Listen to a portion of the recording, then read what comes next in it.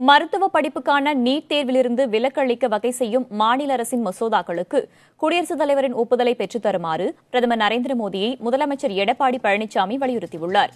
இது தொடர்பாக பிரதமருக்கு அவர் எழுதியுள்ள கடிதத்தில், மத்திய மாநில அரசுகளின் பொதுப்பட்டியலில் இருக்கும் கல்வி தொடர்பாக சட்டம் இயற்ற மாநில அரசுக்கு அதிகாரம் இருப்பதை உறுதி செய்திருக்கும் நீதிமன்ற தீர்ப்புகளை சுட்டிக்காட்டியுள்ளார்.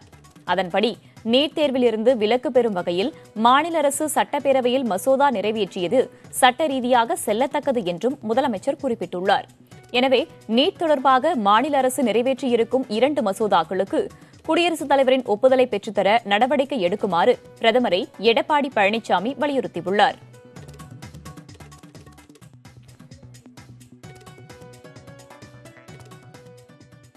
இது தொடர்பான கூடுதல் விவரங்களை நமது செய்தியாளர் அபிநயாவிடம் கேட்டறியலாம். அபிநயா, நீட் தேர்வு தொடர்பாக பிரதமருக்கு முதலமைச்சர் எடப்பாடி பழனிசாமி அனுப்பியிருக்கும் கடிதத்தில் என்னவெல்லாம் சொல்லப்பட்டிருக்கு?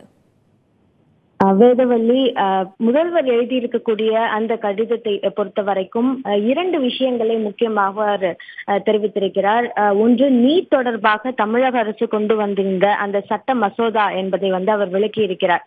முக்கியமாக இந்த கடிதத்தை பொறுத்த வரைக்கும் முதுநிலை மருத்துவ படிப்புகளுக்கான கலந்தாய்வு தொடர்பாக தமிழக அரசு கொண்டு வந்திருந்த அந்த சட்ட மசோதா குறித்து அவர் விளக்கி இருக்கிறார். அதில் என்ன மாதிரியான விஷயங்கள் தமிழக அரசால், அதாவது இடஒதுக்கீடுகள் தமிழக அரசால் பின்பற்றப்பட்டு வந்தது என்ற விஷயத்தை அவர் விளக்கி இருக்கிறார்.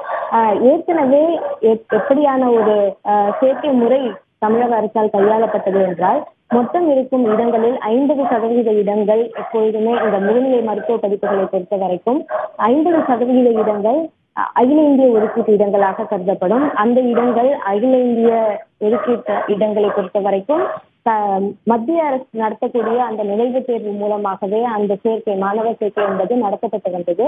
இந்த ஆண்டை பொறுத்த வரைக்கும் பிஜி நீட் தேர்வு நடத்தப்பட்டது. அந்த நீட் தேர்வின் அடிப்படையில் மத்திய அரசு அதற்கென்று தனியாக ஆன்லைன் மூலமாக கலந்தாய்வு நடத்தி இடங்களை நிரப்பியது. இதை தவிர 50% இடங்கள் தமிழகத்தில் இதுவரை தமிழக அரசு தனியாக நுழைவுத் தேர்வு நடத்தி அதன் மூலமாகத்தான் நிரப்பி வந்தது.